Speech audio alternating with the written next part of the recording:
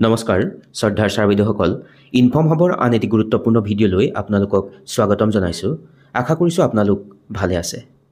এখন বিশেষ জৰুৰী পত্ৰ আজিৰ এই আলোচ্য শিতানৰ জৰিয়তে আপোনালোকক অৱগত কৰাবলৈ চেষ্টা কৰিম যে ছাত্ৰ ছাত্ৰীৰ যি এনৰলমেণ্ট সেই এনৰলমেণ্ট ডিক্ৰিজ কৰাৰ সম্পৰ্কত আচলতে এখন জৰুৰী পত্ৰ আহিছে আৰু তাৰ কাৰণ দৰ্শাবলৈ বুলি বিদ্যালয়সমূহক নিৰ্দেশনা প্ৰদান কৰা হৈছে। আৰু আচলতে এখন বিশেষ জিলালৈ অহা এখন পত্ৰৰ আলমত কথাখিনি ক'বলৈ চেষ্টা কৰিম। আৰু যিহেতু এখন জিলালৈ এনেকুৱা ধৰণৰ পত্ৰ আহিছে, গতিকে অনাগত দিনত আপোনাৰ জিলাখনতো হয়তো এই পত্ৰখন আহিব পাৰে বা আপোনালোকে এই পত্ৰখনৰ আলমত কাম কৰিব লগা হয়তো হ'ব পাৰে। আৰু সেই উদ্দেশ্য আগত ৰাখি আচলতে উপস্থাপন কৰিবলৈ চেষ্টা কৰিছোঁ।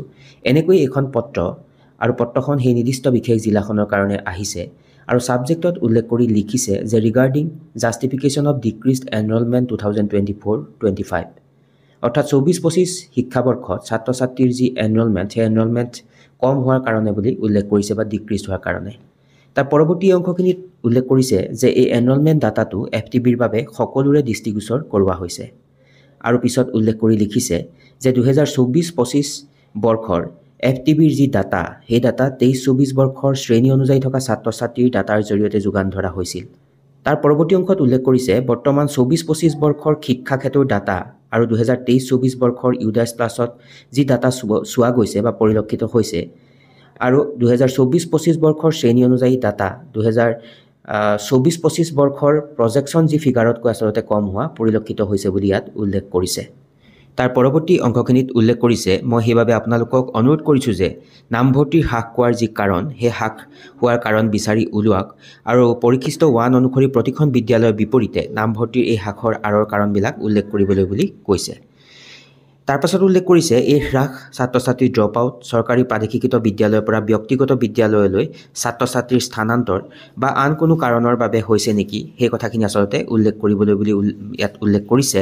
তাৰ পিছৰ অংশখিনিত উল্লেখ কৰিছে যে 18-12-2024 তাৰিখৰ ভিতৰত প্ৰতিখন বিদ্যালয়ে এই কাৰণবিলাক দেখুৱাবলৈ বুলি ইয়াত উল্লেখ কৰি লিখিছে। ছাৰ বাইদেউসকল, এই পত্ৰখনৰ আলমতে এটা বিশেষ ফাইল আহিছে আৰু হয়তো আপোনালোকে পাবলৈ সক্ষম হৈছে বা অনাগত দিনত আপোনালোকে পাবলৈ সক্ষম হ'ব।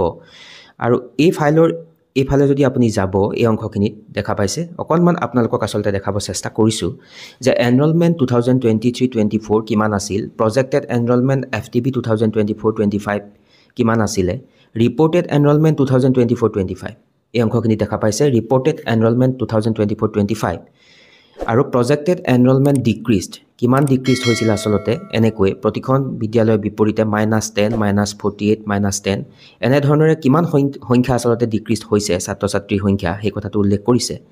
আৰু কৰিব লগা কাম থাকিব justification report of decreased enrollment, drop out movement from government provincialise schools to private schools. তাৰ পাছতে আৰু এটা ৰিজন আছে এনি আদাৰ ৰিজন, আৰু যিটো ৰিজনৰ কাৰণে আপোনাৰ বিদ্যালয়ত এনৰলমেণ্টৰ পজিশ্যন কমিছে সেই কাৰণটো ইয়াত দেখাব লাগিব আৰু এনেকৈ এই অংশখিনিত পূৰ কৰি প্ৰতিখন বিদ্যালয় আচলতে বিভাগলৈ প্ৰেৰণ কৰিব লাগিব। গতিকে বিষয়টো অতি গুৰুত্বপূৰ্ণ আৰু ছাত্ৰ ছাত্ৰীসকলৰ ডাটাটোৰ ওপৰতে আগন্তুক বৰ্ষৰ কাৰণে FTB যোগান ধৰা হয় আৰু সেই আলমতে আচলতে এই কথাখিনি কৰিবলৈ বা এই কাৰ্যখিনি সম্পাদন কৰিবলৈ বুলি অনুৰোধ প্ৰদান কৰিছে। গতিকে বিষয়টো অতি গুৰুত্বপূৰ্ণ আৰু সেই উদ্দেশ্য আগত ৰাখি আচলতে উপস্থাপন কৰিবলৈ চেষ্টা কৰিলোঁ আৰু আশা কৰিছোঁ আজিৰ এই আলোচ্য শিতানে আপোনালোকক উপকৃত কৰিব। গতিকে সকলো ভালে থাকিব। নমস্কাৰ, টেক কেয়াৰ।